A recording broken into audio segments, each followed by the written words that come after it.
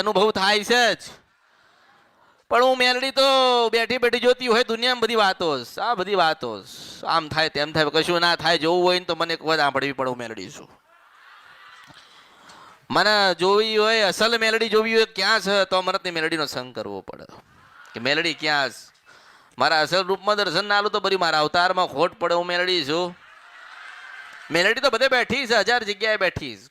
તમારા ઘરે બેઠી હશે, તમારા દાદાએ ભક્તિ કરી હશે, તમે ભક્તિ કરતા હશો, પણ મેલડી ભાડી તો મેં બતાવી કે ડોશીના રૂપે ઊભી જો મેં બતાવ્યું. અમરતની મેલડીએ બતાવી. પણ માણસ શું કરે છે? માગી લે, માગ કરે ને માણસ. માગ માતાજી દર્શન આપો, દર્શન રૂપે પાછી જઈને દર્શન આપો મારા ભક્તોને. હું ભક્તો ગેલી મેલડી છું અને મારા ભક્તો છે ને મારા ગેલા. ચેન નહીં પડતું. અમરતની મેલડી ના સાંભળે ને તો અમુકને ચેન નહીં પડતું, અમુકને ઊંઘ નથી આવતી.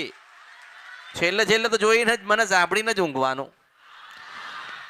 તો એટલું યાદ રાખજો કે હું તમારી ખબર રાખું છું.